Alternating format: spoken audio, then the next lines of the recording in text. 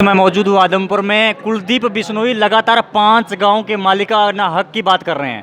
आज हम सच्चाई जानेंगे, क्या मालिका हक जो है वो उन 5 गांवों को मिल गया है, कितनी सच्चाई इसके बारे में।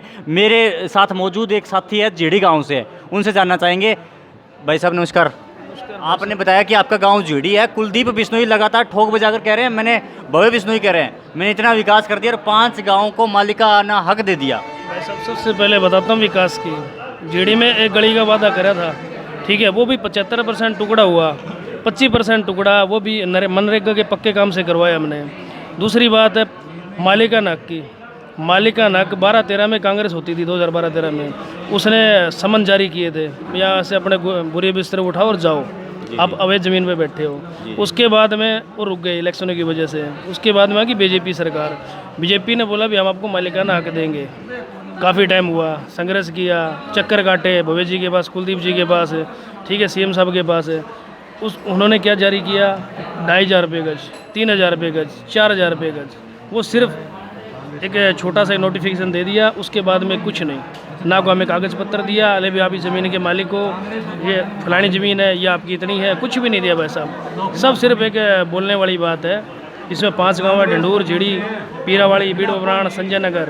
अब तक 5 गाँव को किसी प्रकार का कोई कार्ड, रजिस्ट्री, पत्र सरकार की तरफ से कुछ भी नहीं मिला। कुछ भी नहीं दिया, सिर्फ ऐसे मीडिया में एक नोटिफिकेशन दिया कि भाई साहब को मालिकाना हक दे दिया, बाकी कुछ भी जारी नहीं किया, कुछ भी जारी नहीं किया। तो आपको क्या लगता है, कहीं न कहीं जो इस प्रकार के सिर्फ खाली वादे किए गए हैं, इसका जो अर्जाना है वो कुलदीप बिश्नोई को इस इलेक्शन में भुगतना पड़ेगा? एक कहावत है, थोथा जना बज्जे गणा। ये थोथे जने वाली बात है, सिर्फ बोलन के, करण के कुछ भी नहीं है। ना कांग्रेस करण की, ना बीजेपी करण की। सिक्के के 2 पहलू है, पलटो ए करो बी करो, दोनों एक ही है। जनता जान चुकी है, बिल्कुल पहचान चुकी है, समझदार हो चुकी है। इस इलेक्शन में कुछ न कुछ झटका जो दिखाएगी, बिल्कुल दिखाएगी, दोनों को बाहर करेगी, दोनों को बाहर दिखाने का रास्ता तय कर दिया है। अब आपको कौन सी पार्टी से उम्मीद है? देखो, हमें आम आदमी पार्टी से, हमारे पास एक ही विकल्प है, दूसरे विकल्प है नहीं।